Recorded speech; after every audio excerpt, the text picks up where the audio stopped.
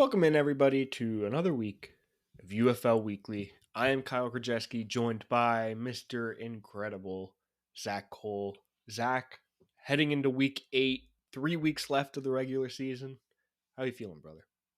I'm feeling pretty good. These teams got me feeling pretty good, and these games recently got me feeling pretty good too. We've seen a couple bangers, specifically the Stallions this week. Shout out to them for the come from behind win, and shout out the Michigan Panthers, baby. They're rolling right now. I love what I'm seeing. Yeah, a lot of fantastic games we had this past week. It really felt like we had to struggle through a few weeks there in the beginning of the season to just get some really, really prime matchups now. And it's just like everybody's competing. Um, and San Antonio showed up this week. hmm So, uh, fantastic week of football we had this past week. Let's keep it rolling, everybody. Last week, just recapping some scores here. DC beat the San Antonio Brahmas 32 to 24. And again, it really feels like San Antonio can only score against DC. Uh, Michigan Panthers beat the Arlington Renegades 25 to 24 in an insane thriller with the last second touchdown by Michigan to like literally last second. I couldn't believe, and neither could Renegades coach Bob Stoops. He kind of bragged or was upset about it in the post game comments. But like Perkins ran out of the pocket, ran up to basically like the 4 yard line. It was like a whole running play for like 10 yards in 6 seconds. And it was like, how the hell did that take just 6 seconds off the board and enough time for them to call a timeout and get the next play and just score to get this game won? That it was insane. Uh, this was a sad game. You and I were texting throughout this one. The Houston Roughnecks lost to the Birmingham Stallions. Stallions won 33 to 25. The Stallions were down by 19. That is 3 scores in this league. 19 with 6 minutes left in the first half. So it was 25 to 6 in just the first half. Roughnecks started off hot with a pick six as well.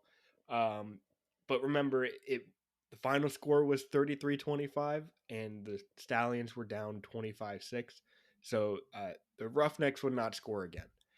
27 unanswered points, which is bad. That's not good. Uh, Jamar Smith for the Stallions. He retired in March, came back, signed with the team 10 days. I got my dates wrong. I think it was 10 days as of the other day. But basically, before the game, over a week before last week's game, was re-signed with the Stallions um, to basically be their backup as they had QB trouble. Stepped in as for an injured Cookus and led the team to some huge He game-winning drives. punched one in when it Couldn't really believe it. mattered. It was pretty impressive. Yeah, geez, that he showed up, bald head and all, and just showed up for this team. And then final game of last week was a little bit of just a simmer. Uh, Battlehawks beat the Showboats 19-9, and the Showboats are officially the. Well, I was going to say the only one. I forgot. The Brahmas are Yes, the eliminated this Brahmas week. are eliminated too. Yep. Uh, but the Showboats are officially out of playoff contention with this loss. I have it in my notes. Sad boat noises because I think Zach and I are both Boats, baby, boats. depressed after Yeah, this one. so someone had to be eliminated first, and odds on where it was going to be either Memphis or San Antonio, and Yeah, boom, the two 1-5 teams really had it against them there. they both managed to do it the same week. So I guess we can just kind of put them behind us for the 2025 season and focus on the other six primarily for the last few weeks here. So Yeah, speaking we'll be of, rooting for them. we have a matchup between the two 1-6 teams in week 8 here. Memphis does take on San Antonio. San Antonio definitely looked hotter last Friday night in their game against DC. Kyle, you mentioned in the top there, they seem to only ball against DC. They had DC on the ropes after having beaten DC like what was it 2 or 3 weeks ago. So clearly, San Antonio does something right against the DC defenders. They're just very up and down. I would say they either score. It looks like they either scored 9, 3, or 23 or 24 points. So there's like some sort of correlation going on with this team. It's bizarre. But as I just mentioned, they do seem to score against DC for whatever reason, who is a pretty solid team. Maybe they can throw it together this week against a Showboats team that's also sitting at 1-6 on the season. Let me just backpedal real quick. This is the Friday night game, the first game of the week, the 8 p.m. Friday slot. 1-6 Showboats, 1-6 Brahmas. It is in San Antonio. Memphis currently does sit as the actually, Memphis is the underdogs, Kyle, Yeah, I according have to it our. backwards. Gotcha. Okay, so San Antonio are the favorites here at -1.5, and the over/under is at 36.5 points. So, as I mentioned about San Antonio, they're really up and down, and clearly they're just not super consistent right now. And I think that that's kind of what they're going to be trying to figure out in these last few weeks here as the season winds down. They did manage to throw some points on the board against DC this past week, but it's still not looking great. And Memphis, on the other hand, also didn't look super great last week. They only put up 9 points against the Battlehawks. That was just kind of a bizarre game. They punched in a touchdown early on in that game, and then they just really had a hard time finding the end zone after that. Jonathan Adams continued to do Jonathan Adams things. He's still the best receiver in the league, and he looked the most dynamic in this league. In fact, I think he had the one touchdown in this game. They also had, I wanted to highlight him, Loxley. It seemed like he only had 3 catches, but it seemed like the ball, he was doing Yeah, good things whenever he had the ball in his hands. Number one for the Showboats. So it's just, this is the story of two teams that are still trying to kind of figure it out and trying to get some consistency going this season. So Memphis, unfortunately, might not see a ton of consistency because they are going to go with the dreaded 3-man quarterback rotation, it seems like. But Troy Williams is currently listed as the starter, but EJ Perry and Dresser Wynn are both still in the conversation as well. So all of that is to say that it seems like we have a massive coin flip on our hands here, Kyle. And we've seen it once before, but this might be the unprecedented 1-6 versus 1-6 potential game of the week here. So I want to get your opinion on things. Where do you sit? Again, San Antonio 1.5 point favorites, over under 36.5. Zach, I this popped up in my brain while I was typing this sheet up, and I could not find anything to help me figure this out. Do you remember? I think it was XFL, the 2 years ago XFL version. Mm-hmm. There was a loser bowl. There was the last week. I A think the loser. last place teams, just Yes, you know schedule what? wise, faced each other. And it wasn't like they manipulated the schedule. They faced each other in the final week, and It it was just like, lined up that you way. know what? Where they changed the rules up, and we're like, whoever wins this game gets first pick in their draft. Yes, I remember that. I was just gonna say, I think it was for the first overall pick in the draft, Yeah, and I believe you're right. It did line up that it was whatever the last week was. I want to say the Guardians were involved in it. Maybe the yeah. It was. Guardians and the I want to say Vipers. Guardians, Vipers, the two teams that no longer exist in this Yeah, yeah. current football realm. No, it did happen. It definitely did happen. I'll have to look a little bit here while you're making your picks and see if I can Yeah, find something. we can find it later. We could talk about it maybe if there's a loser bowl scenario at the end of the season. But I that triggered my brain, and I was like, wait, 1-6 teams this late in the season. But these teams are still. I think they both still have a shot to not finish in last. So that's why it's not on the table. Either way, I can't believe the Brahmas are favorited in this game. Yeah. If I had to guess, it's because the Showboats are looking to line up most likely with 3 quarterbacks at some point in this game. In my opinion, Dresser Wynn looked great. He had a few miscues, as every quarterback has, but I had higher hopes for him than Williams and Perry. But hey, I'd like to see any of these guys cook, and if there's any game to figure it out, it's this one. Mm-hmm. Overall, though, game picks wise, I'm gonna take Memphis plus 1.5. I feel like they are the overall better team. I think regardless of who's at quarterback, I think they're still gonna get the ball into their playmakers' hands. Ooh, yeah, give me Memphis plus 1.5, and then I'm going to take the over. I like a little 1-6 action here to score some points. So I'm going to take Showboats minus 1.5 or plus 1.5 over 36.5. Yeah, I'm really leaning towards boats here too, but you know what? I'm gonna keep it interesting, Kyle. I'll go opposite of you here, just so we Nice. have some opposite picks.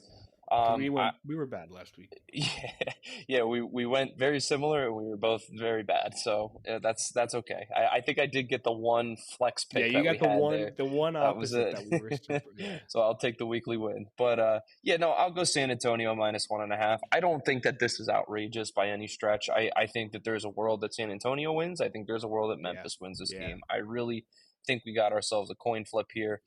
Maybe they're giving San Antonio the home field advantage a little bit. Kyle, I Perhaps. was telling you over the weekend, a buddy of mine who coaches football went down to a coach's. I don't even know how to explain it. Like a coaching camp essentially with the Like a Buccaneers. coaching mentorship Yeah, program. yeah, exactly. The NFL teams are putting something on like that this year, and he got accepted into it. And he actually met Peyton Pardee, the head coach of the San Antonio Brahmas. Said he's an awesome guy, and he does a lot of really cool stuff down there. And he said that Pardee was super excited to have taken over the franchise Oh and yeah, be the man to lead them. And I think if he does stay, as the head coach moving forward. I mean, he's young, he's exciting. I think he might get poached, but if he does stay, I think we could see better things from the Brahmas moving forward down the road. yeah. I'd expect a team overhaul, and I think we'll see that with a lot of these teams with the Agreed. new coaches. Agreed. I mean, we saw but these two teams specifically. We saw a lot of turnover in the first couple Yeah, weeks, and that's probably yeah, why they're sitting at 1-6 right now. So, anyhow, I'm going to go San Antonio minus 1.5, and I'll go over with you on this one too, Kyle. I'll put them somewhere both around 20 points to push the over in this one. yeah. Perfect. Second game of the week. This one was a toss up because we have two games at 1 p.m. on Saturday, but I'll take this one first. The Michigan Panthers head into Houston to face the Roughnecks. So Panthers versus Roughnecks Saturday at 1. The Panthers are currently 5-2, favored, and the Roughnecks are currently 3-4. Panthers are favored in this game by about 7 points, minus 6.5. Over under set at 43.5. Michigan has the one and only, we call him MV Perkins. Um, he's cooking. I think we can discuss it next week, but it's between Perkins and Teama right now for the MVP race. They're both doing great things for their teams and really like just doing a lot. Last week Perkins had 231 passing yards, 60 rushing touchdowns, 60 rushing yards, and a touchdown both passing and rushing, and as well as the game-winning score that we mentioned earlier this show. The Panthers last week were kind of hindered by their offensive fumbles, one by Perkins as well as Nakua, kind of helping keep the Renegades in that game. But the Renegades were also kind of shooting themselves in the foot, making that as close of a game as it was. The Roughnecks, I literally have it written here. What the heck is this team? Gave up 27 unanswered points last week, scoring pretty much all of their points in the first quarter and a half. That was a wild game to see. The Roughnecks, however, are not out of the playoffs yet. In order to stay in the playoff race, they must win out. So if there's a loss by the Roughnecks this week, they're done. And I think the Panthers pretty much locked themselves in, or they would, obviously, because the Roughnecks would be out. So not out of playoff race yet, but they need this win. They need every win for the rest of the season. So with that, Zach, Michigan favorited 6.5 points, over under 43.5. Who you got? My homer side is telling me to take Michigan here, but I do have to say I was really impressed with the way that McClendon was throwing the ball this week. He dropped a couple dimes in there, and I was like, He wow, this guy he can looks spin it, good. man. So you know, good for Houston for finding their guy. It seems like. Obviously, they were on the come up with a couple wins in a row, and then they got knocked off their path last week with an ugly loss to Birmingham. Yeah. it's tough to say. I just think that Michigan's on a roll right now, so I'm going to go ahead and take Michigan minus 6.5 in this one. I think I love what they're doing, and as you mentioned, Kyle, those two fumbles kind of made last week's game seem a little closer than it probably was. Anytime you have giveaways like that, it's gonna take away from Yeah. your score and add to the other team's score. It's just that's the way football goes. So, and you know what? I'll go over in this one also, over 43 and a All half. We've right. seen kind of a point boom in the league this week, these Yeah. last couple weeks where we're seeing the overs hit pretty regularly. We're seeing 40, 50 points in a game. Last week, 28 was the low. So, yeah, I'll go over in this one. I love it. And I unfortunately think I'm going to follow on both. I think Michigan has what it takes to kind of really win this one Mm, pretty handedly. 6.5 feels right. Um, and I expect both to score to some extent, giving us this over at 43.5. 43.5 is pretty high in this league. However, both teams hit them in both of their last games, and I think yep. they're facing, I guess, Houston's facing a better offense in Michigan, and Michigan, I think Houston can score. I think the Houston offense is better than the Renegades offense. So Mm-hmm. I see points coming in from this game. Beautiful. Well said. The third game, also a 1 p.m. game on Saturday. We got the duel. You have to be flipping back between the channels. Is our game of the week. We're naming it here. I know I had in my wishes for the 1-6 bowl to be the game of the week, but I Hey, think this one's a little bit better. got to root for the 5-2 games. Boats, baby, boats. But so the Stallions take on the St. Louis Battlehawks. Both sit at 5-2 coming into this week. Kyle, I also noticed the the XFL and the USFL standings are once again completely identical. Yep. We have two 5-2s, we have a 3-4, and we have a 1-6 in both leagues. Gotta love when everything stays balanced like that. So anyhow, Birmingham Stallions taking on the Battlehawks in St. Louis in the Battle Dome. Birmingham had a little bit of a sketchy week last week where they were Yeah. down big, as we mentioned, to the Houston Roughnecks, only to come from behind and end up pulling out in the end. You mentioned, Kyle, in the recap that Cookus did get banged up, and Jamar Smith came in and punched in a touchdown for the Stallions. So some kind of moves in the quarterback room there. Jalen Morton, who they had recently signed, was released by Birmingham, and Alex McGuff returning is kind of getting out there into the wind a little bit. So we're waiting to see who is going to be named the starter in this one. We have injured Cookus. We have Jamar Smith, who stepped in last week, and McGuff is also potentially in play. So this one could change a little bit. We could see the line change, I think, on this one. We could see a lot of things Yeah. change on this, depending on who is named quarterback in this one.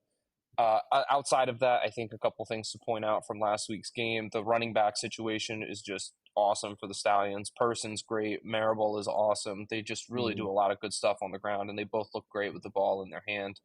On the other side of this game, St. Louis kind of had a little bit of a clunker last week, only putting up 19 points against a very beatable Showboats team. It was just kind of like a game. Like Yeah. nothing crazy happened. We did see some hot rod field goals again, which is always a good thing. Always. I think he banged in a 53-yarder and he kept his perfect field goal percentage. I think I saw somewhere that he's tied for the longest field goal in the league history. I think I saw that. I think that's No, correct. you're missing Jake Bates last season. He had like a 60-yarder, didn't he? Yeah. Yeah, like 64. Yeah. I don't know why I got that. All right, never mind. Anyhow, he is perfect on his field goal percentage, so that's big time. Max Dugan is the starter. It looks like for them moving forward. That's Yeah, he's cooking. pretty set in stone. I thought that there were a couple times he held onto the ball a little long last week, but other than that, he's doing what he needs to win games. And Jacob Sailors is the ultimate kind of stone for this team where you know what you're going to get with him every single time he touches the ball. So he's the leading rusher in the league. He's great. Not much to say. It kind of reminds me of the XFL Abram Smith from a couple of years ago, where Oh yeah. give him the rock, let him cook. So both of these teams kind of a little up in the air, I guess. I mean, Birmingham, we got the quarterback situation, and St. Louis, we're still trying to see if Max Dugan is for real or not. So Kyle, I want your opinion on this. St. Louis is currently favored by a half a point. That's about as close to a pick 'em as we can It's get a in this pick 'em, league. yeah. And the over under is at 39.5. So what do you like here? I'm gonna go crazy here. I think St. Louis wins this game. Okay. I think the QB room for Birmingham is too shaky to not take into consideration. Okay. Um, but I'm gonna take the under. I think Okay. these are two offenses. They can both score. They can both score plenty. Uh, just getting a sense of like a little bit of a not a clunker, but I think it's gonna be an unexpected defensive battle here. Um, both teams looking pretty good there. Yeah, St. Louis minus point 0.5 under 39.5. I again, I'll keep it interesting. I'm going to go opposite. I think Birmingham seems to keep finding a way to win games, even if it's not pretty or if it's not traditional Birmingham style like we think of. So Yeah, I'll go Birmingham plus the point, basically the pick 'em here.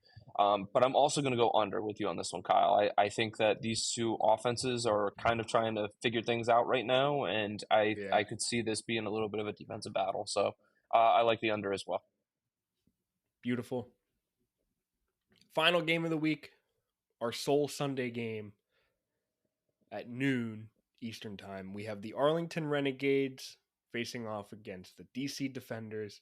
Renegades are 3-4, and this game pretty much decides their playoff fate. The Defenders are 5-2. Um, last time these two teams faced off against each other, Week 5, DC won 37-33. For You some know. reason, DC just lets these teams that can't score too well. They just let them Hmm. score. Um, Arlington again. This game decides their playoff fate. They need to win this one to to actually stay in the playoff picture. I believe though, if they lose and St. Louis loses, they still have a shot. But it's pretty much Arlington needs to win. Um, Tyler Vaughn's and Sal Cannella for the Renegades are really looking like the offensive staples for this team. As much as Luis Perez can get it to these guys and looks good as well, I think these two guys are consistently, um, uh, I guess, the staples and what's keeping this team running. Their inability to score, though, inside the red zone really feels like it's handicapping this team. Last week, they had 4 field goals inside the 20. It's just hard to continue seeing that when they get there, they're so close to score, and then it's just like, 3 points instead. And I think that's why they kind of keep struggling to beat these teams. On the DC side, Jordan Teamu putting on a career season for DC. Last week, he had 278 passing yards, 3 passing touchdowns, one offensive player of the week. Teamu is just cooking as much as he can, as much as we've ever seen. Defensive tackle Joe Wallace was also awarded Defensive Player of the Week for his 2 sacks and 3 tackle for losses last week against San Antonio. So this team can score on you. They could stop you at least out the line. But truthfully, I think DC is going to let you pass all over them. So if you're looking at this from a betting or fantasy standpoint, looking really heavily at Arlington passing attack, as well as DC. They can always score passing wise. So Zach, DC -3, over under 42.5. How do you think this game shakes out? So I've been thinking about this one as you were recapping it here, and I think the I'm struggling with the line a little bit more than I am with the over under. I actually feel really Mm. confident that the over 42.5 is going to hit in this one, and if I had to stamp a lock of the week, I would say that that's kind of my favorite pick. Clearly, as you mentioned, Kyle, that DC loves to let kind of mediocre teams stick around. We saw that with the Brahmas now twice. We've seen that with Arlington the last time they played. It's just they seem to get into shootouts. They play down to their competition. So we've seen some really bizarre stuff from them. So I'm going to go ahead and say over 42. And I think that DC is still the better team and will pull this out in the end. So I'll go DC -3. Yeah, I think I'm very easily joining you on the over. I feel like these two teams, I mean specifically DC. DC defensively, at least to start the season, was like, nope, nobody's moving the ball. We're covering you. Now it's just like, yeah, if you can't score anywhere else, you're scoring on us. Don't worry about it. But then we're still going to beat you. So give me the over. I think this is just going to be another offensive, just scoring machine like it was in week 5.